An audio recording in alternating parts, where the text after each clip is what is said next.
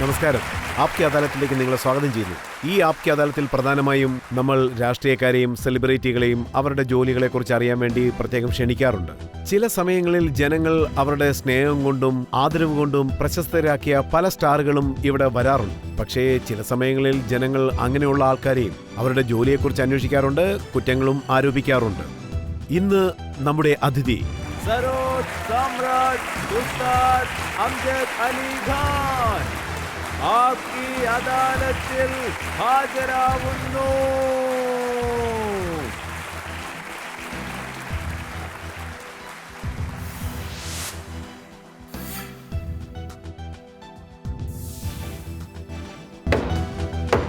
വിചാരണ ആരംഭിക്കാവുന്നതാണ്. ഉസ്താദ് അംജദ് അലി ഖാന്റെ മേലുള്ള ആപ്കി അദാലത്തിലെ ആദ്യത്തെ കുറ്റാരോപണം. ആപ്കി അദാലത്തിൽ സരോജ് സാമ്രാട്ട് അംജദ് അലി ഖാന്റെ മേലുള്ള കുറ്റാരോപണം ഇദ്ദേഹം പരമ്പരാഗത സംഗീതം കൊമേഴ്ഷ്യലാക്കുന്നു എന്നുള്ളതാണ്. ഖാൻ സാർ, താങ്കളുടെ പിതാവ് ഹാഫിസ് അലി ഖാൻ സാർ, അദ്ദേഹം പൂർണ്ണമായും ഭക്തി സംഗീതത്തിലായിരിക്കും ഉണ്ടായിരിക്കുന്നത്. അതെ. അദ്ദേഹം തന്റെ സംഗീതത്തെ കച്ചവടം നടത്താൻ മാത്രമല്ല റെക്കോർഡ് ചെയ്യാൻ പോലും ആരെയും അനുവദിച്ചിരുന്നില്ല. അത് സത്യമല്ലേ? അതെ, നിങ്ങൾ പറയുന്നത് സത്യമാണ്. പക്ഷെ താങ്കളൊരു മ്യൂസിക് കട തന്നെ തുറന്നു. ഇത് കോംപ്രമൈസ് ചെയ്യേണ്ടതായി വന്നു. കാരണം ലോകത്ത് കേൾക്കുന്നവർ വളരെ വർദ്ധിച്ചു. അതുപോലെ കേൾക്കുന്ന ഓരോരുത്തരുടെ അടുത്തേക്കും അംജദ് അലി ഖാന് പോകാൻ പറ്റില്ല. അതുകൊണ്ട് റെക്കോർഡ് ചെയ്യേണ്ടതായിട്ട് വന്നു, DVD ചെയ്യേണ്ടതായിട്ട് വന്നു, കാസറ്റ് ചെയ്യേണ്ടതായിട്ട് വന്നു. അതിൻ്റെ പുറകിൽ ബിസിനസ് മാത്രമല്ല, അതിൻ്റെ പുറകിലുള്ള പരിശ്രമം എന്താണെന്ന് വെച്ചാൽ നമ്മുടെ കലയെ രാജ്യം മുഴുവൻ വ്യാപിപ്പിക്കണം. ആ പരമ്പരയിൽ ചേർന്ന വ്യക്തി, അതായത് താങ്കളുടെ അച്ഛൻ ഇഷ്ടപ്പെടാത്ത ഒരു കാര്യം, അതായത് അദ്ദേഹത്തിന്റെ സംഗീതം കടകളിൽ കേൾക്കാൻ പാടില്ലെന്ന് ആഗ്രഹിച്ചു. ആ പരമ്പരയിൽ വന്ന ഒരു വ്യക്തി സ്വന്തമായിട്ടൊരു മ്യൂസിക് കമ്പനി തന്നെ തുറന്നു. ഇതും നിങ്ങൾ പറയുന്നത് ശരിയാണ്. എന്താണെന്ന് വെച്ചാൽ നമ്മുടെ മ്യൂസിക് കമ്പനിയുടെ ഒരു അഡ്വാൻറ്റേജ് എന്താണെന്ന് വെച്ചാൽ നമുക്കിഷ്ടമുള്ള വിധത്തിൽ നമുക്ക് റെക്കോർഡ് ചെയ്യാം. പുറത്തുള്ള കമ്പനീസ് എങ്ങനെയാണെന്ന് വെച്ചാൽ അവരുടെ ഇഷ്ടപ്രകാരം അവർക്ക് അത് വേണം ഇത് വേണം എന്നൊക്കെ പറയും. പക്ഷേ യഥാർത്ഥമായ കാര്യം എന്താണെന്ന് വെച്ചാൽ ക്ലാസിക്കൽ മ്യൂസിക് കമേഴ്ഷ്യലാക്കി മാറ്റപ്പെടുന്നു. അതായത് പിന്നെ ഇപ്പോൾ നമ്മൾ ഈ ലോകത്തിൻ്റെ മധ്യത്തിലാണ്. നമ്മൾ മലയിൽ പോയി സന്യാസം സ്വീകരിച്ച് ധ്യാനത്തിൽ മുഴുകിക്കഴിഞ്ഞാൽ പിന്നെ കേൾക്കുന്നവരൊക്കെ സങ്കടപ്പെടും. ഒരു കാലഘട്ടത്തിൽ താങ്കൾക്ക് വാടക കൊടുക്കാൻ ഒരു 250 രൂപ പോലും ഇല്ലെന്ന് ഞാൻ കേട്ടിരുന്നു. അതെ. പക്ഷേ ഈ കാലഘട്ടത്തിൽ താങ്കൾ 6 മാസത്തിലൊരിക്കൽ ബെൻസ് കാറാണ് മാറ്റി വാങ്ങുന്നത്. അതെ. ഇതെല്ലാം ആ ദൈവത്തിന്റെ അനുഗ്രഹമാണ്. ദൈവത്തിന്റെ അനുഗ്രഹമാണോ അതോ ഹംസത്ത് അലി ഖാൻ സാറിന്റെ ബിസിനസ് മൈൻഡാണോ?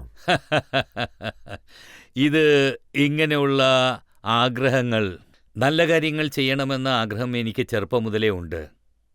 ഒരു ദിവസം നമ്മൾ നല്ല വീട് നിർമ്മിക്കണം, നല്ല കാറിൽ പോകണം, ഈ ആഗ്രഹം എനിക്ക് എപ്പോഴും ഉണ്ടായിരുന്നു. അതായത് ഒരു ഉയർന്ന നിലവാരം പുലർത്താനുള്ള ശ്രമം. പക്ഷേ ഭക്തി എന്ന വസ്ത്രം എന്നും മാറിയിട്ടില്ല. അത് വെറും വസ്ത്രം മാത്രമാണ്.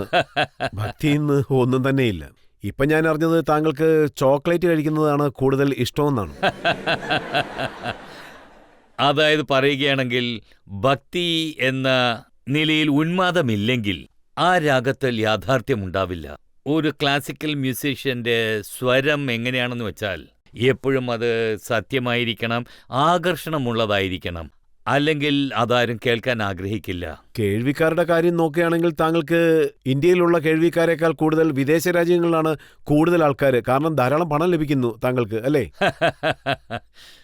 വിദേശത്തുള്ളവർക്ക് ശരിക്കും ഒരു ഇൻട്രസ്റ്റ് വന്നിട്ടുണ്ട്. വിദേശീയർ കോൺസെപ്റ്റ് കഴിഞ്ഞതിന് ശേഷവും ചില സമയത്ത് 20 മിനിറ്റ് വരെ കൈ അടിച്ചുകൊണ്ടിരിക്കും. ഇൻ അപ്രീസിയേഷൻ, സ്റ്റാൻഡിങ് ഒവേഷൻ, ഇങ്ങനെ എന്തെങ്കിലും സംഭവിക്കും. യൂണിവേഴ്സിറ്റീസിൽ പഠിപ്പിക്കാൻ വരാൻ പറയും. പിന്നെ അതിനെ അങ്ങനെ നോക്കുകയാണെങ്കിൽ ഇതെങ്ങനെയാണെന്ന് വെച്ചാൽ ഒരു സേവനം ചെയ്യുന്നത് പോലെ. സേവനം ചെയ്യുകയാണോ അതോ ഡോളർ കൂടുതൽ കിട്ടാൻ വേണ്ടിയുള്ള കാര്യങ്ങളാണോ? നിങ്ങൾ പറഞ്ഞതുപോലെ സേവനത്തിനൊപ്പം ഡോളറും ചേർന്നിരിക്കുന്നു. ഇത് സത്യമാണോ? അതായത് വിദേശത്ത് താങ്കൾ മ്യൂസിക് സ്കൂളുകൾ തുറക്കാൻ പോവുകയാണെന്നുള്ളത്? ഇത് എൻ്റെ തീരുമാനമല്ല, അവിടുത്തെ ജനങ്ങളുടെ തീരുമാനമാണ് എന്ന് വേണം പറയാൻ. ഞാൻ അവിടെ തന്നെ താമസിച്ച് അവരെ പഠിപ്പിക്കണമെന്നാണ് അവരാഗ്രഹിക്കുന്നത്. അതിലും ഒരുപാട് NRIs ഒക്കെ ഉണ്ട്. അവർക്ക് ഇങ്ങോട്ട് വരാൻ പറ്റില്ല. നല്ല ടാലൻ്റ് ഉള്ള ആളുകളാണ്. അവർക്കും പഠിക്കണമെന്ന് ആഗ്രഹമുണ്ട്. അതുകൊണ്ട് ഞാൻ എന്താണ് വിചാരിക്കുന്നതെന്ന് വെച്ചാൽ 6 മാസം ഇന്ത്യയിലും 6 മാസം വിദേശത്തും താമസിച്ചു കഴിഞ്ഞാൽ 2 ഭാഗക്കാർക്കും ഞാൻ സേവനം ചെയ്തതുപോലെ ഉണ്ടാകുമെന്നാണ് ഞാൻ ഇതൊരു കരുതുന്നത്. ട്രാൻസ്ഫോർമേഷന്റെ കാര്യമല്ല. അതായത് ആദ്യമായി താങ്കൾ വിദേശ രാജ്യങ്ങളിൽ പോകുമ്പോൾ വിമാനത്തിൽ കയറാൻ പേടിയാണെന്ന് താങ്കളുടെ അച്ഛൻ താങ്കളോട് പറഞ്ഞതായിട്ടാണ് ഞാൻ അറിഞ്ഞത്. ആ, അച്ഛന് വളരെ വിഷമമുണ്ടായിരുന്നു. അദ്ദേഹം പോകാൻ അനുവാദം നൽകിയില്ല. എന്നെ വിളിച്ചു കൊണ്ടുപോകാൻ വന്നവർ അദ്ദേഹത്തെ വളരെ പാടുപെട്ട് സമ്മതിപ്പിച്ചു. അപ്പോൾ ഈ കാലഘട്ടത്തിലെ ജെറ്റ് സെറ്റ് മാസ്റ്റർ എന്ന് താങ്കളെ വിളിക്കാം. ഞാനത് ഈക്വലൈസ് ചെയ്യാൻ ശ്രമിക്കുന്നു. ഐ തിങ്ക് ഇപ്പോൾ എൻ്റെ ജീവിതത്തിൽ അതായത് ഞാൻ കുറച്ചു കാലം എനിക്ക് വേണ്ടി തന്നെ ജീവിച്ചു. പിന്നെ മറ്റുള്ളവർക്കും വേണ്ടി ജീവിച്ചു. മറ്റുള്ളവർക്ക് സേവനം ചെയ്യണമെന്ന് ആഗ്രഹിക്കുന്നു. ഓഡിയൻസ് താങ്കളോട് ചോദ്യം ചോദിക്കാൻ ആഗ്രഹിക്കുകയാണ്. താങ്കൾ ചോദിക്കൂ. ഫസ്റ്റ് റോയിലുള്ള ശ്രീ ഉസ്താദ് ബിസ്മില്ല ഖാൻ അദ്ദേഹത്തിന്റെ കാലത്ത് പണ്ഡിതനായിരുന്നു. അങ്ങയുടെ ഈ കാലഘട്ടത്തിൽ അങ്ങും ഒരു പണ്ഡിതനാണ്. അദ്ദേഹത്തിന് ഭാരതരത്ന അവാർഡ് കിട്ടിയിട്ടുണ്ട്. പക്ഷേ താങ്കളുടെ പേര് ഇതുവരെ അതിനുവേണ്ടി കൺസിഡർ ചെയ്യപ്പെട്ടിട്ടില്ലല്ലോ. താങ്കൾക്ക് അതിൽ ദുഃഖമൊന്നുമില്ലേ? ഇല്ല, എനിക്ക് 80 വയസ്സൊന്നും ഇതുവരെ ആയിട്ടില്ല.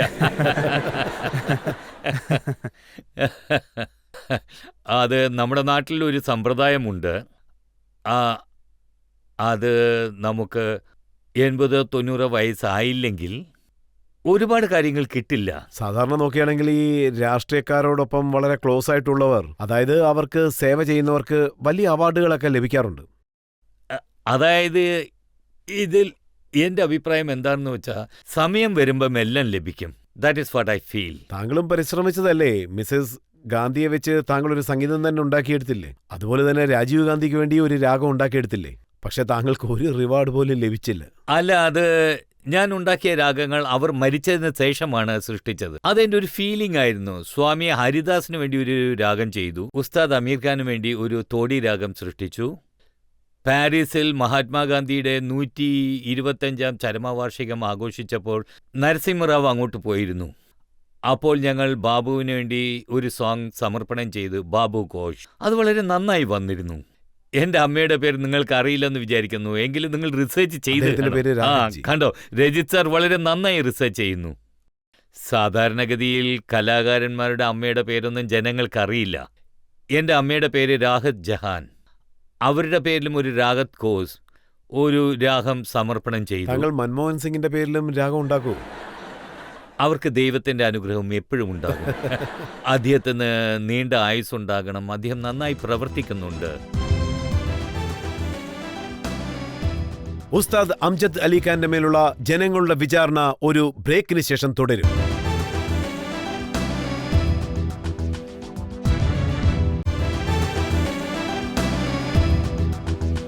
ആപ്കി അദാലത്തിൽ ഇന്ന് ചോദ്യശരങ്ങൾക്ക് നടുവിൽ കുടുങ്ങിയിരിക്കുന്നത് ഉസ്താദ് ഹംസദ് അലി ഖാനാണ്. ആപ്കി അദാലത്തിൽ ഉസ്താദ് ഹംസദ് അലി ഖാന്റെ മേലുള്ള കുറ്റാരോപണം ഇദ്ദേഹം തനിക്ക് വേണ്ടി മാത്രം സാക്സ് വായിക്കുന്നു എന്നുള്ളതാണ്. ഖാൻ സർ, ഇനിയും ധാരാളം വലിയ വലിയ മ്യൂസീഷ്യൻസ് ഒക്കെ ഉണ്ട്. ഭീം സിംഗ് ജോഷിയുണ്ട്, ഉസ്താദ് ബഡേ ഗുലാം അലി ഖാൻ സാറുണ്ട്, അമീർ അലി ഖാൻ സാറുണ്ട്. അവരാരും താങ്കൾ പ്രൊമോട്ട് ചെയ്യുന്നത് പോലെ അവരുടെ മക്കളെ പ്രൊമോട്ട് ചെയ്തിട്ടേയില്ല. നമ്മുടെ കുട്ടികൾ ടൂത്ത് പേസ്റ്റ് ഒന്നും അല്ലല്ലോ. ഇങ്ങനെയുള്ള പ്രോഡക്ട്സ് നിങ്ങൾക്ക് പ്രൊമോട്ട് ചെയ്യാവൂ എന്നൊന്നുമില്ല. അതുപോലെ ഒരു മനുഷ്യനെ നിങ്ങൾക്ക് പ്രൊമോട്ട് ചെയ്യാൻ പറ്റില്ല. ഒരു പക്ഷേ ലോകം അവരെ സ്വീകരിച്ചാൽ നമുക്ക് അതിനെ സഹായിക്കാൻ പറ്റും, നമുക്ക് നിർബന്ധിക്കാൻ പറ്റില്ല. ഇത് ഓരോ പിതാവിൻ്റെയും കടമയാണ്, മാതാപിതാക്കളുടെ കടമയാണ് കുട്ടികൾ സ്വന്തം കാലിൽ നിൽക്കണമെന്നത്. ഒരച്ഛന്റെ കടമയാണ് കുട്ടികൾക്ക് പഠിപ്പിച്ചു കൊടുക്കുന്നത്, പേരൻസിന്റെ കടമയാണ് വളർത്തുന്നത്. പക്ഷേ ഒരു മനുഷ്യൻ രാജ്യത്തിന്റെ സ്വത്തായി മാറുമ്പോൾ അദ്ദേഹത്തിന്റെ കടമ ധാരാളം പേർക്ക് പഠിപ്പിച്ചു കൊടുക്കുക എന്നതല്ലേ. പക്ഷെ താങ്കൾ 2 ശിഷ്യന്മാരോട് ലിമിറ്റ് ചെയ്തു, അമാൻ ആൻഡ് അയാൻ. അല്ല, അങ്ങനെയല്ല. എൻ്റെ ശിഷ്യന്മാർ ലോകം മുഴുവനുമുണ്ട്, ഓരോ സംസ്ഥാനത്തുമുണ്ട്.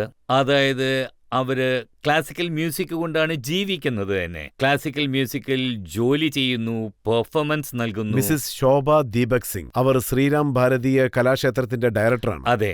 അവരെന്താ പറയുന്നതെന്ന് വെച്ചാൽ ധാരാളം ജെന്യൂൻ ആർട്ടിസ്റ്റുകളുണ്ട്. അവരുടെ പേരും പറയുന്നുണ്ട്: ടോണി ബോസ്, സഞ്ജയ് ശർമ്മ, വിശ്വജിത് റായ് ചൗധരി, ഇവരെല്ലാവരും തന്നെ സരോദ് വായിക്കുന്നവരാണ്. താങ്കളുടെ കുട്ടികൾക്ക് കൊടുത്ത ശ്രദ്ധ ഇവർക്കും കൊടുത്തിരുന്നെങ്കിൽ ഇവരും വലിയ പ്രശസ്തരാകുമായിരുന്നില്ലേ? അല്ല, നിങ്ങൾ 3 പേരുടെ പേര് മാത്രമാണ് പറഞ്ഞിരിക്കുന്നത്. പക്ഷേ ഡൽഹിയിൽ ഞാൻ 40-ലധികം ആളുകളെ പ്രൊമോട്ട് ചെയ്തിട്ടുണ്ട്.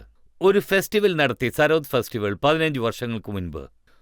വലിയ മ്യൂസിഷ്യൻസിന്റെ കുടുംബത്തിൽ നിന്ന് വലിയ ജാംബവാന്മാരെ എല്ലാം വരുത്തി. ഡൽഹി നഗരം തന്നെ വിറച്ചുപോയി 40 പേരുടെ സരോജ് കേട്ടതും. ആ 40 പേരിൽ നിന്ന് കുറഞ്ഞത് ഏകദേശം 5 പേരെങ്കിലും സ്റ്റേജിൽ പെർഫോം ചെയ്യുന്നു. ആ ഒരു പേരും പ്രശസ്തിയൊക്കെ ആർജിച്ചവരാണ്. പക്ഷേ ഡോമിനേഷൻ താങ്കളുടെ കുടുംബത്തിൽ മാത്രം. അല്ല, എന്നെക്കൊണ്ട് ആരെയും തടയാൻ പറ്റില്ല. എനിക്ക് പ്രോത്സാഹിപ്പിക്കാൻ പറ്റും. ആരെങ്കിലും ഔട്ട്സ്റ്റാൻഡിംഗ് ആയി ടാലന്റഡ് ആയിരുന്നെങ്കിൽ, നന്നായിട്ട് പെർഫോം ചെയ്യുന്നവരാണെങ്കിൽ, ഏതൊരു ഗുരു ആണെങ്കിലും, അല്ല വേറെ ആര് വിചാരിച്ചാലും ഒരു നല്ല വാസന മൂടി മറയ്ക്കാൻ പറ്റില്ല. അതായത് സരോദ് വായിക്കുന്ന വിശ്വജിത് റോയ് ചൗധരി, അതെ. അദ്ദേഹം ആരോപിക്കുന്ന കുറ്റം എന്താണെന്ന് വെച്ചാൽ ഫാമിലി ഡോമിനേഷൻ ഉസ്താദ് അംജദ് അലി ഖാനാണ് ക്രിയേറ്റ് ചെയ്തത്, അതുകൊണ്ടാണ് എനിക്ക് മുന്നേറാൻ സാധിക്കാതെ പോയതെന്ന് അദ്ദേഹം പറയുന്നു. അതെയോ? മുന്നേറി വരണമെന്ന് വിചാരിക്കുന്നവർ യഥാർത്ഥത്തിൽ ടാലന്റഡ് ആണെങ്കിൽ അവർ തീർച്ചയായിട്ടും വരും. അല്ല, താങ്കൾക്ക് കോൺസെപ്റ്റ് ചെയ്യാനുള്ള സന്ദർഭം ലഭിക്കുമ്പോൾ താങ്കൾ ഒരു കണ്ടീഷൻ ഇടുകയാണ്, എന്റെ 2 മക്കളോടൊപ്പം പാക്കേജ് ഡീൽ നടക്കുന്നു, പിന്നെ എങ്ങനെ മറ്റൊരാൾക്ക് സന്ദർഭം ലഭിക്കും? അല്ലല്ല, അങ്ങനെയൊന്നുമല്ല. അത് പറയുകയാണെങ്കിൽ കുട്ടികൾ സാധിച്ചത്, അതായത് അമാനയൻ സാധിച്ചത്, അവരുടെ സിൻസിയാരിറ്റി, അവരുടെ പോരാട്ടങ്ങൾ, അവരെ ഇന്ത്യയിൽ മാത്രമല്ല വിദേശത്ത് പോലും സോളോ പെർഫോമൻസിനായി വിളിക്കുന്നു, ഡ്യുവറ്റിനായി വിളിക്കുന്നു. അവരെ പലരും സിനിമയിൽ മ്യൂസിക്കിനായി വിളിക്കുന്നു. അവർക്ക് ആക്ടിംഗ് ഓഫർ വരുന്നു, മോഡലിംഗ് ഓഫറും വരുന്നുണ്ട്. അതുകൊണ്ട് ഞാൻ എല്ലാവരെയും പഠിപ്പിച്ചിട്ടുണ്ട്, എല്ലാവർക്കും ഫുൾ എൻകറേജ്മെന്റ് നൽകിയിട്ടുണ്ട്. പക്ഷേ എനിക്ക് ആരെയും തടയാനാവില്ല. താങ്കൾക്ക് സിനിമയിൽ അഭിനയിക്കാനുള്ള ഹീറോ ചാൻസ് ഒന്നും കിട്ടിയില്ലേ? ഒരു പടത്തിൽ ഞാൻ സരോദ് വായിക്കുന്നത് പോലെ കാണിച്ചിട്ടുണ്ട്. പടത്തിന്റെ പേര് സ്പർശ് എന്ന. അതിൽ ഷബാന, നസ്രുദ്ദീൻ ഷാ അതിൽ ബ്ലൈൻഡ് ആയിട്ടാണ് അഭിനയിക്കുന്നത്. ഒരു ബ്ലൈൻഡ് ആയിട്ടുള്ള വ്യക്തി സംഗീത ലോകത്തുണ്ട്, സൗണ്ട് ലോകത്തുണ്ട്. ഞാൻ സിനിമയിലൊന്നും പ്രവർത്തിക്കാൻ അർഹനല്ല. ഗുൽസർ സാർ ഒരിക്കൽ പറഞ്ഞിരുന്നു, താങ്കളുടെ സൗന്ദര്യത്തിൽ തീർച്ചയായിട്ടും താങ്കളൊരു ഹീറോ ആയി മാറുമെന്ന്. അതവരുടെ സ്നേഹവും ബഹുമാനവുമാണ്. കാരണം അദ്ദേഹം എന്നെക്കുറിച്ച് 1 മണിക്കൂർ വരുന്ന ഒരു ഡോക്യുമെൻ്ററി ചെയ്തിരുന്നു. അത് അദ്ദേഹത്തിൻ്റെ സ്നേഹമാണ്. എനിക്ക് ആക്ടിങ്ങിലൊന്നും നിലച്ചു നിൽക്കാൻ പറ്റില്ല.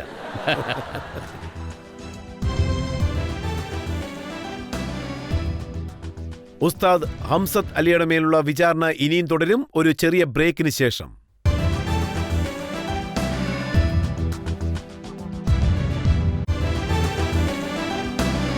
ആപ്കി അദാലത്തിൽ ഇന്ന് വിചാരണ കൂട്ടിലിരിക്കുന്നത് സംഗീത ലോകത്തെ മഹാരാജാവായ ഉസ്താദ് ഹംസത്ത് അലി ഖാനാണ്. ആപ്കി അദാലത്തിൽ ഉസ്താദ് ഹംസത്ത് അലി ഖാന്റെ മേലുള്ള കുറ്റാരോപണം ഇദ്ദേഹം മ്യൂസിക് മാഫിയ നടത്തുന്നു എന്നുള്ളതാണ്. ഹൻസാർ, ഈ കുറ്റാരോപണം പല വർഷങ്ങൾക്ക് മുൻപ് വന്നതാണ്. പണ്ഡിറ്റ് വിശ്വമോഹൻ ഭട്ട് ഗ്രാമി അവാർഡ് വിന്നറാണ്. അദ്ദേഹമാണ് ഈ കുറ്റം ആരോപിച്ചത്. ഹംസത്ത് അലി ഖാൻ സാർ ഡൽഹിയിൽ ഇരുന്നുകൊണ്ട് തന്നെ മ്യൂസിക് മാഫിയ നടത്തുന്നു. അതായത് അദ്ദേഹം വന്ന് പണ്ഡിറ്റ് രവിശങ്കറിൻ്റെ ശിഷ്യനാണ്. ആൻഡ് അദ്ദേഹം പറഞ്ഞത് എനിക്ക് വലിയ വിഷമം ഉണ്ടാക്കിയതായിരുന്നു. മാഷാ അല്ലാ, അദ്ദേഹം നല്ല വിദഗ്ധനും കഴിവുള്ളവനുമാണ്. പക്ഷേ ഇങ്ങനെയുള്ള വാക്കുകൾക്ക് ബുദ്ധിയില്ലായ്മയാണ് കാരണം സംഗീതത്തിൽ ഏത് ഗ്യാങ് ആണെങ്കിലും കുറേ കാലം നിലനിൽക്കില്ല. പക്ഷേ ആരുടെ ജീവിതത്തിൽ സംഗീതമില്ലയോ അവർക്ക് വളരെ വിജയകരമായി ഈ മാഫിയ ഗ്യാങ് കൊണ്ടു നടത്താൻ പറ്റും. പക്ഷേ താങ്കൾ സംസാരിക്കുമ്പോൾ തന്നെ പറഞ്ഞു കഴിഞ്ഞു അദ്ദേഹം പണ്ഡിറ്റ് രവിശങ്കറിന്റെ ശിഷ്യനാണെന്ന്. അല്ല, അദ്ദേഹം ഒരു വലിയ സംഗീതജ്ഞന്റെ ശിഷ്യനാണ്. കരുതി ഗ്യാങ് രവിശങ്കറാണ് നടത്തുന്നതെന്ന്. അങ്ങനെ അദ്ദേഹം പറഞ്ഞതുകൊണ്ട് പണ്ഡിറ്റ് രവിശങ്കർജി അദ്ദേഹത്തോട് ദേഷ്യപ്പെട്ടു എന്ന് ഞാൻ അറിഞ്ഞു. അദ്ദേഹം അങ്ങനെയുള്ള വാക്കുകളൊന്നും സംസാരിക്കാൻ പാടില്ലായിരുന്നു. അദ്ദേഹം എന്നെ മാത്രമല്ല മറ്റുള്ള മ്യൂസീഷ്യൻസിൻ്റെ പേരും പറഞ്ഞിട്ടുണ്ട്. അതായത് ഞങ്ങളുടെ ഫീൽഡിൽ ഈ രാഗത്തിൻ്റെ യാഥാർത്ഥ്യം മനസ്സിലാക്കിയാൽ അങ്ങനെ വന്നാൽ ഇങ്ങനെയുള്ള കാര്യങ്ങളൊന്നും അവർ ചെയ്യില്ല. പക്ഷേ പണ്ഡിറ്റ് രവിശങ്കർ താങ്കളുടെ മേലും ദേഷ്യപ്പെട്ടിരിക്കുകയാണ്. 19 വർഷമായിട്ട് താങ്കളോട് സംസാരിച്ചിട്ടില്ല. അങ്ങനെയൊന്നുമില്ല. ഇപ്പോൾ അടുത്തുള്ള ഒരു കച്ചേരിക്കും അദ്ദേഹം വന്നിരുന്നു. ഷെറി ഫോർട്ട് ഹാളിലേക്ക് ഞങ്ങൾ MS സുബ്ബലക്ഷ്മി അവർക്ക് അഞ്ജലി അർപ്പിച്ചതായി. മുഴുവൻ പ്രോഗ്രാമും കണ്ടു. എനിക്ക് വളരെ സന്തോഷം തോന്നി. I was really honoured. 3 മണിക്കൂർ അവിടെ ഇരുന്ന് കേട്ടു. പിന്നെ അകത്ത് വന്ന് എന്നെ കണ്ടു. അദ്ദേഹത്തിന്റെ ഭാര്യയും കൂടെ ഉണ്ടായിരുന്നു. അപ്പൊ അദ്ദേഹത്തിന്റെ ദേഷ്യമൊക്കെ പോയോ? എൻ്റെ അഭിപ്രായത്തിൽ അങ്ങനെയൊന്നും ഉള്ളതായി എനിക്ക് തോന്നിയില്ല. മാത്രമല്ല പണ്ഡിറ്റ്ജി അദ്ദേഹത്തിന്റെ ശിഷ്യന് പറഞ്ഞു മനസ്സിലാക്കി എന്നാണ് തോന്നുന്നത്. ഭാവിയിൽ എന്ത് സംസാരിക്കുകയാണെങ്കിലും സൂക്ഷിച്ചു വേണമെന്നത്. താങ്കളും താങ്കളുടെ സ്വരമൊക്കെ മാറ്റി ടൈം മാഗസിനിൽ എന്താ പറഞ്ഞെന്ന് വെച്ചാ, രവിശങ്കർ സാറിന്റെ മകൾ Anushka, she is the musician of the future എന്ന്. രാജ്യത്തിന്റെ ഭാവി തന്നെ അവരാണെന്ന്. ഞാൻ പറഞ്ഞത് എന്താണെന്ന് വെച്ചാൽ അവർ നല്ല ടാലൻറ്റഡ് ആണ്. അനുഷ്ക മാത്രമല്ല, അതുപോലെ പല ടാലൻറ്റഡ് ആയിട്ടുള്ള ആളുകളുമുണ്ട്. പണ്ഡിറ്റ് ശിവകുമാർജി, ശർമ്മ അവരുടെ മകൻ രാഹുൽ ശർമ്മയുണ്ട്, കൗശിക് ഉണ്ട്, ചക്രവർത്തി മീത പണ്ഡിറ്റ് ഉണ്ട്, അതുപോലെ ഒരുപാട് ഇങ്ങനെയുള്ള അയാൻ അമാനുണ്ട്. വളരെ കഠിനാധ്വാനം ചെയ്യുന്ന ടാലൻറ്റഡ് ആയിട്ടുള്ള ആളുകളുണ്ട്.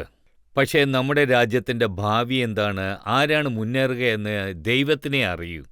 പക്ഷേ മാഗസീനിൽ അവർ ഇങ്ങനെയൊക്കെ എഴുതി.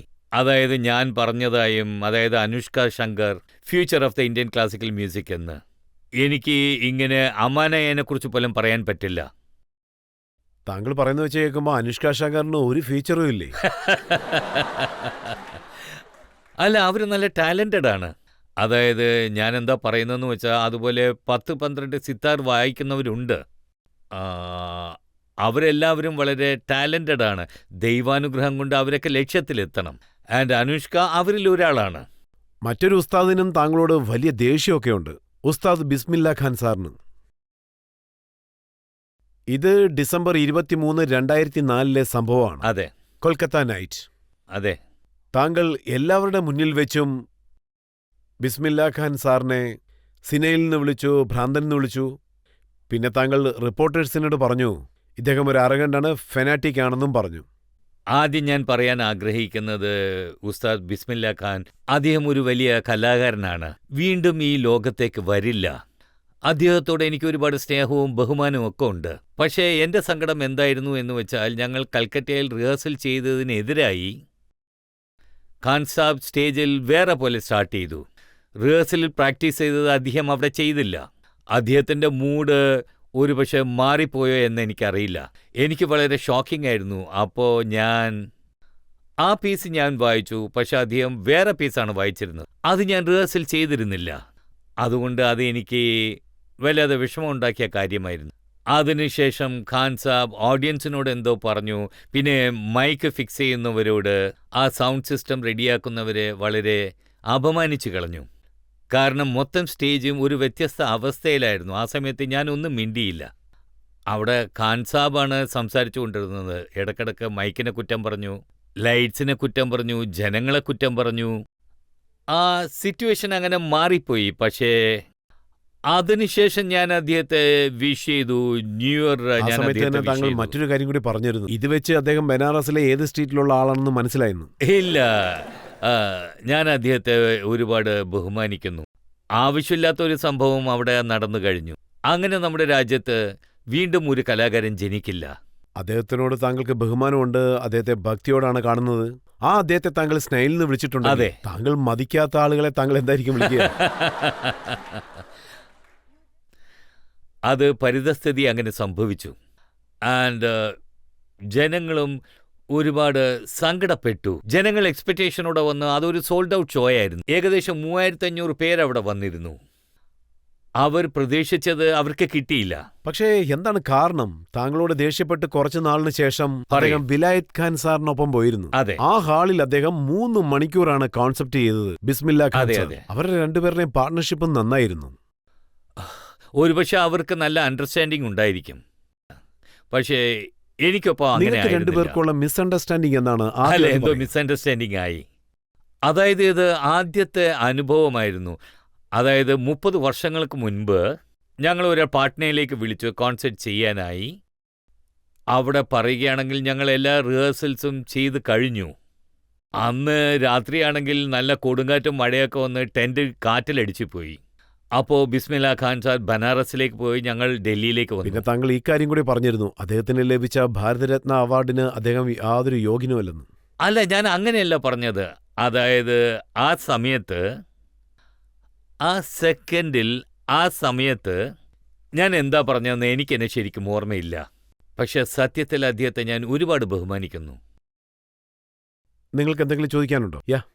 ഈയിടെയായി ഒരുപാട് പേര് ചെയ്യുന്നത് പോലെ ഇന്ത്യൻ ക്ലാസിക്കൽ മ്യൂസിക്കും അതിൻ്റെ കൂടെ തന്നെ നോക്കുകയാണെങ്കിൽ വെസ്റ്റേൺ മ്യൂസിക്കും അതിൻ്റെ കൂടെ മിക്സ് ചെയ്ത് അവതരിപ്പിക്കുന്നുണ്ട്. ഇത് ശരിയാണെന്ന് താങ്കൾക്ക് തോന്നുന്നുണ്ടോ?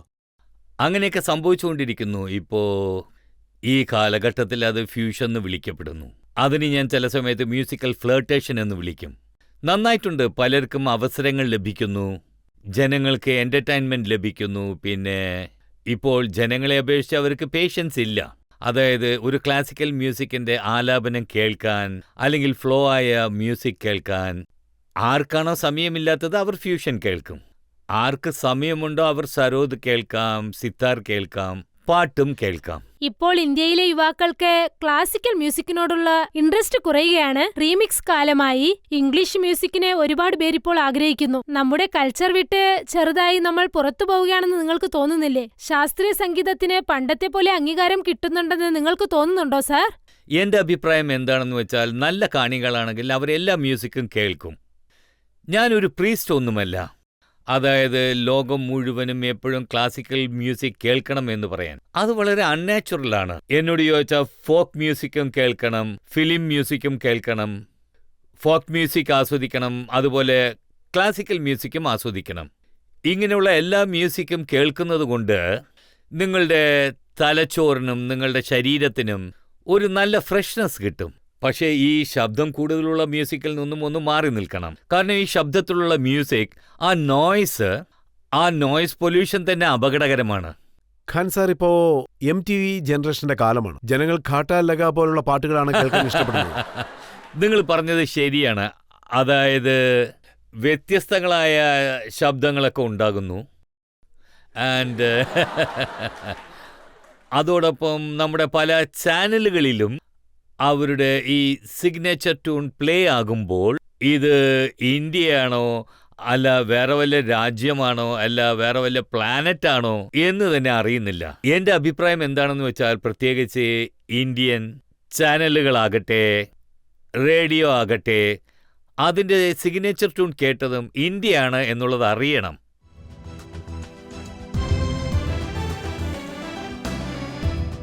ഉസ്താദ് ഹംസത്ത് അലി ഖാന്റെ മേലുള്ള ജനങ്ങളുടെ വിചാരണ തുടരുന്നതായിരിക്കും ഒരു ചെറിയ ബ്രേക്കിന് ശേഷം.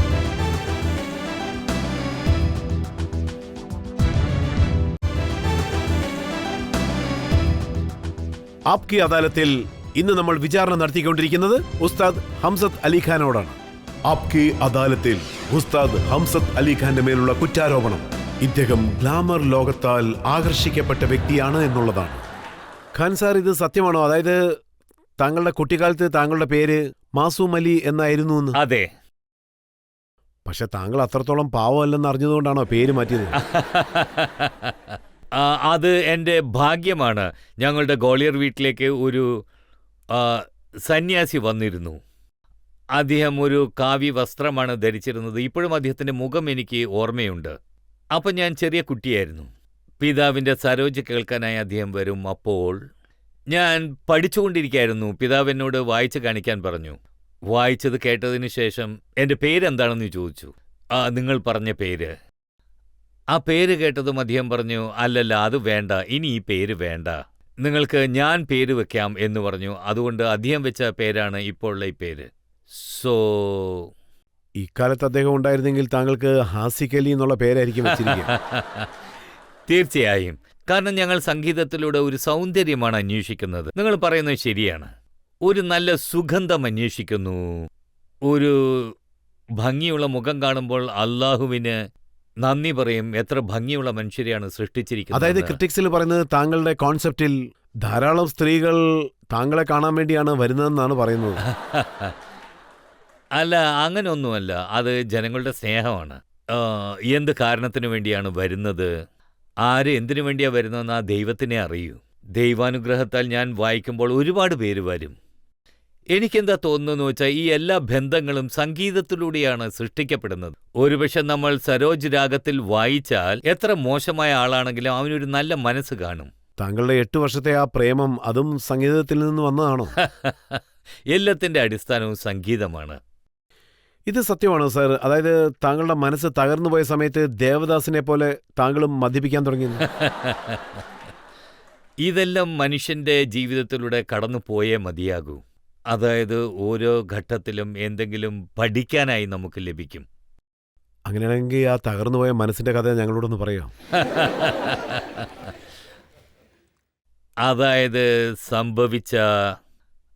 അതായത് സംഭവിച്ച കാര്യങ്ങളെല്ലാം ഒരു ഹിസ്റ്ററിയാണെന്നേ പറയാവൂ. പക്ഷേ ദൈവം എന്ത് വിചാരിക്കണോ അതല്ലേ നടക്കൂ. ഞാൻ വീണ്ടും അതേ പറയൂ, നമ്മൾ എത്ര ദൂരം കടന്നു പോയാലും അത് എത്ര ദൂരമാണെങ്കിലും ആ ലക്ഷ്യം നമുക്ക് ദൂരമാണെന്നേ തോന്നൂ. സോ എൻ്റെ അഭിപ്രായത്തിൽ ഇപ്പോഴും ഞാൻ സ്ട്രഗിൾ ചെയ്തുകൊണ്ടിരിക്കുകയാണ്. എൻ്റെ ലക്ഷ്യത്തെത്താൻ വേണ്ടി ഞാൻ പരിശ്രമിച്ചുകൊണ്ടിരിക്കുകയാണ്. ഇനിയും അടുത്ത ഘട്ടത്തിൽ ഞാൻ എത്ര പേരെ കാണുമെന്ന് എനിക്കറിയില്ല. ഇത് സത്യമാണോ? താങ്കളുടെ ഭാര്യ സുബലക്ഷ്മി നിങ്ങൾക്കുള്ളിൽ പ്രേമം പൂത്തുലഞ്ഞപ്പോൾ അതൊരു കോൺസെപ്റ്റ് മുഖേന താങ്കൾ വെളിപ്പെടുത്തിയെന്ന്? അല്ല, ഞാൻ കൽക്കത്തയിൽ വെച്ച് അവരുടെ പെർഫോമൻസ് കണ്ടു. അവർ നല്ല ഭരതനാട്യം കലാകാരിയാണ്. എനിക്ക് ആ ഡാൻസ് കണ്ടപ്പോൾ തോന്നിയത് എന്താണെന്ന് വെച്ചാൽ എനിക്ക് വേണ്ടിയാണ് ദൈവം അവരെ ഈ ഭൂമിയിലേക്ക് അയച്ചതെന്നാണ്. ആദ്യത്തെ പ്രാവശ്യം തോന്നിയോ അതോ പല പ്രാവശ്യവും പലരെക്കുറിച്ചും തോന്നിയോ? അല്ല, ഈ ഒരു ഫീലിംഗ് എന്ന് പറയുന്നത് അത് വളരെ വ്യത്യസ്തമായ ഒരു ഫീലിംഗ് ആയിരുന്നു. അതിനുശേഷം ഞാൻ അവരെ കൽക്കത്തയിൽ വെച്ച് മീറ്റ് ചെയ്യാൻ ശ്രമിച്ചു. അവരുടെ കുടുംബത്തെ കാണാൻ ശ്രമിച്ചു. അവരോട് പ്രപ്പോസ് ചെയ്തു. അതിനുശേഷം ദൈവം ഞങ്ങളെ ഒന്നിപ്പിച്ചു. കാരണം ആദ്യമൊക്കെ പലരും പറയുമായിരുന്നു മുഗൾസിന് ആസാം വരെ പോകാൻ പറ്റില്ല എന്ന്. സോ എനിക്ക് ഇങ്ങനെ ഒരു അവസരം ലഭിച്ചു. അവിടെ പോകാൻ, ആസാം കാണാനായി, പല രാജ്യത്തെ സംഗീതം പഠിക്കാനായി എനിക്കൊരു അവസരം ലഭിച്ചു. താങ്കൾ എത്രത്തോളം അവരെ ഇഷ്ടപ്പെടുന്നു എന്നതിന്റെ ഒരു തെളിവാണ് അവരുടെ പേരിൽ ഒരു രാഗം തന്നെ ഉണ്ടാക്കിയെടുത്തത്. അതെ, ഞാൻ ഉണ്ടാക്കിയ രാഗം, അതായത് മദ്രാസിൽ മ്യൂസിക് അക്കാഡമിയിൽ വെച്ച് ഒരു ദിവസം മുൻപേ, നെക്സ്റ്റ് ഡേ അവരുടെ ബർത്ത്ഡേ ആയിരുന്നു. എനിക്കെന്താ തോന്നിയെന്ന് വെച്ചാൽ ഞാൻ അവർക്ക് ഒന്നും നൽകിയിട്ടില്ല. പക്ഷേ അവർ എനിക്ക് എൻ്റെ ജീവിതത്തിൽ ഒരുപാട് കാര്യങ്ങൾ തന്നിട്ടുണ്ട്, പിന്നെ കുട്ടികളുടെ ജീവിതത്തിലും. അതുകൊണ്ട് ഒരു രാഗം രാവിലെ മുതൽ എൻ്റെ മൈൻഡിൽ ചുറ്റിക്കറങ്ങുകയായിരുന്നു. അതൊരു രാഗം എന്ന് നോക്കിയാൽ അതൊരു ആത്മാവുണ്ടാകും. ആ ആത്മാവ് മൂളിക്കൊണ്ടേയിരിക്കും. അത് എന്ത് രാഗമായിരുന്നു എന്ന് എനിക്കറിയില്ല. അപ്പോഴാണ് അതൊരു പുതിയ അടയാളമായി ഞാൻ കണ്ടത്. അപ്പോൾ അതിനൊരു പേര് നൽകി ഉടൻ തന്നെ ആ രാഗത്തിൽ ഒരു ട്രഡീഷണൽ രാഗം ഞാൻ വായിച്ചു. പിന്നെ ഞാൻ രാഗ് സുബലക്ഷ്മി വായിച്ചു. അത് സൗത്തിലുള്ളവർക്ക് വളരെ ഇഷ്ടമായി. മ്യൂസിക് അക്കാഡമിയിൽ ഒരുപാട് പേരുണ്ടായിരുന്നു. ആൻഡ് എൻ്റെ വൈഫ് ഡൽഹിയിൽ ഒരു ന്യൂസ് പേപ്പറിലൂടെയാണ് അത് അറിയുന്നത്, എൻ്റെ രാഗം സുബലക്ഷ്മി, അതും അവരുടെ ബർത്ത്ഡേയുടെ അന്ന്. ഒരു നല്ല മെസ്സേജായിരുന്നു അവർക്ക് ലഭിച്ചത്. പിന്നെ അത് വളരെ ഭംഗിയായി വന്നു. ഒരിക്കൽ ഞാൻ അത് നിങ്ങൾക്ക് വായിച്ച് കാണിക്കാം. താങ്കൾ ഒരു പ്രാവശ്യം ലേഡി ഡയനയുടെ മേലും ഒരു നോട്ടമൊക്കെ വെച്ചിരുന്നു. അതെന്റെ ഭാഗ്യമാണെന്ന് വേണം പറയാൻ. അവരെന്റെ മുൻപിൽ ഇരിക്കുകയായിരുന്നു. അന്ന് പ്രൈം മിനിസ്റ്ററുടെ വസതിയിൽ ഡിന്നർ ഉണ്ടായിരുന്നു. ഡിന്നർ ലോണിലായിരുന്നു. അവിടെ നല്ല തണുപ്പുണ്ടായിരുന്നു. അവരാണെങ്കിൽ ചെറിയ വസ്ത്രമാണ് ധരിച്ചിരുന്നത്. സോ ഏകദേശം 20 പേര് അവിടെ ഉണ്ടായിരുന്നു. ആ ഡിന്നറിൽ ഡോക്ടർ മൻമോഹൻ സിംഗും ഉണ്ടായിരുന്നു. ആൻഡ് അവർക്ക് വളരെ തണുപ്പ് തോന്നിയതുകൊണ്ട് എല്ലാവരും അവിടെ ഷോൾ അന്വേഷിക്കാൻ തുടങ്ങി. ആക്ച്വലി ഷോൾ എൻ്റെ കയ്യിലുണ്ടായിരുന്നു. അതുകൊണ്ട് അല്ല, ആ ഷോൾ വളരെ സ്പെഷ്യലായ ഷോളാണ്. ഞാൻ വണ്ടിയിൽ വന്ന് ഇരുന്നു ഡിന്നറിന് പോകാനായി. അപ്പം എനിക്ക് പെട്ടെന്ന് തോന്നി ആ പഴയ ഷോൾ ഇട്ടുകൊണ്ട് പോകാമല്ലോ എന്ന്. ഞാൻ വീണ്ടും അകത്തി ചെന്ന്, അത് ഞങ്ങളുടെ ആൻസിസ്റ്റേഴ്സിൻ്റെ ഷോളാണ്. അതിന് നോക്കുകയാണെങ്കിൽ 400 വർഷം മുമ്പുള്ള ഹിസ്റ്ററി ഉണ്ട്. ആ ജാമേവ ഷോൾ ഞാൻ തന്നെ അവരെ പൊതിപ്പിച്ചു, ഡയന മേഡത്തെ. അവർ വൈകുന്നേരം വരെ അത് ധരിച്ചിരുന്നു. അവിടുന്ന് പോകുമ്പോൾ അതെനിക്ക് തിരിച്ചു തരാനായി അവർ വന്നു. അപ്പോൾ ഡിന്നർ സമയത്ത് വൈഫും കണ്ടു. അവരോട് ഞാൻ പറഞ്ഞു, ദേ നോക്ക്, ഡയന ഇനിയും ആ ഷാളാണ് ധരിച്ചുകൊണ്ടിരിക്കുന്നത് എന്ന്. ഞാൻ എൻ്റെ വൈഫിനോട് പറഞ്ഞു അവർക്ക് ആ ഷാൾ ഇഷ്ടപ്പെട്ടെന്ന് തോന്നുന്നു, അവരെ അത് അഴിക്കുന്നില്ല എന്ന്. ഞാൻ വൈഫിനോട് ചോദിച്ചു എന്താ ചെയ്യാന്ന്, നിങ്ങൾക്ക് എന്ത് തോന്നുന്നു അത് ചെയ്യുമെന്ന് പറഞ്ഞു. അപ്പം എനിക്ക് ഇതാണ് തോന്നിയത്, അവർ പോകുമ്പോൾ അവർക്ക് പ്രസൻറ്റ് ചെയ്യണമെന്ന്. ഇത് നിങ്ങൾക്ക് നന്നായിരിക്കും, നന്നായി ചേരുമെന്ന് പറഞ്ഞ്, ഇതിൽ നിങ്ങൾ ഭംഗിയായിട്ടുണ്ടെന്ന്. And she was very graceful and beautiful lady. So ഇങ്ങനെ മൊത്തം എത്ര പേർക്കാണ് നൽകിയത്? അടുത്ത ദിവസം ഡൽഹിയിൽ ഒരു പാർട്ടി ഉണ്ടായിരുന്നു. അവിടെ വച്ച് പലരും എൻ്റെ അടുത്തേക്ക് വന്ന് എനിക്ക് വളരെ തണുക്കുന്നു എന്ന് പറഞ്ഞു. അപ്പം എൻ്റെ കയ്യിൽ ലുധിയാന ഷാൾ ഉണ്ടായിരുന്നു, അത് അവർക്ക് നൽകി. ഇതാ എൻ്റെ കയ്യിൽ ഉള്ളതെന്ന് പറഞ്ഞു. നിങ്ങൾക്ക് ഇഷ്ടപ്പെട്ടെങ്കിൽ ഇത് എടുത്തോളൂ എന്ന് പറഞ്ഞു. സോ ഷാൾ കഥ ഇങ്ങനെയായിരുന്നു. അങ്ങനെയാണെങ്കിൽ ഇപ്പോൾ താങ്കളുടെ പക്കലുണ്ടായിരുന്ന എല്ലാ ഷാളും തീർന്നു. ഇല്ല, ഇത് ദൈവത്തിൻ്റെ അനുഗ്രഹമാണ്. നമ്മുടെ മുൻഗാമികൾ നൽകിയ ഒരു ആശീർവാദം എന്നേ പറയാവൂ. നല്ല ഷോൾ എപ്പോഴും ഒരു കലാകാരന് ലഭിക്കും. ആപ്കി അദാലത്തിൽ ഹംസത്ത് അലി ഖാന്റെ മേൽ ആരോപിക്കപ്പെട്ട കുറ്റങ്ങൾ ഇതെല്ലാമായിരുന്നു. വിചാരണയുടെ അവസാനം എത്തിയിരിക്കുന്നു. ഇന്നത്തെ ജഡ്ജിയായ ഭാസ്കർ റായയുടെ ജഡ്ജ്മെന്റ് നോക്കാം. ശ്രീ ഉസ്താദ് അംജദ് അലി ഖാൻ, താങ്കൾ ഇനിയും കൂടുതലായിട്ട് സംഗീതത്തിൽ ശ്രദ്ധ ചെലുത്തുമെന്ന് ഞങ്ങൾ പ്രതീക്ഷിക്കുന്നു. സംഗീതത്തിന്റെ നിലവാരം വർദ്ധിപ്പിക്കണം, ആ ഒരു സംഗീത പാരമ്പര്യത്തെ സംരക്ഷിക്കണം. ഇത് അദ്ദേഹത്തിന്റെ കടമയാണെന്ന് കൂടി പറയാം. ഇനിയും ഒരുപാട് കഴിവുള്ള ആർട്ടിസ്റ്റുകളെ അദ്ദേഹം കണ്ടെത്തി വളർത്തണം.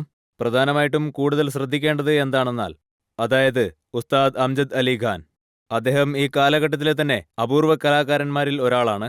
അദ്ദേഹം വെറുമൊരു സരോദ് പ്ലെയർ മാത്രമല്ല, അദ്ദേഹത്തിന്റെ കല, അദ്ദേഹത്തിന്റെ വ്യക്തിത്വം, ഇവ സംഗീത അതിർവരമ്പുകളെ താണ്ടുന്നവയാണ്. ഇത് നമ്മുടെ കാലഘട്ടത്തിലെ തന്നെ ഒരു പ്രധാനപ്പെട്ട കൾച്ചറൽ സ്റ്റേറ്റ്മെന്റായി മാറിയിരിക്കുകയാണ്.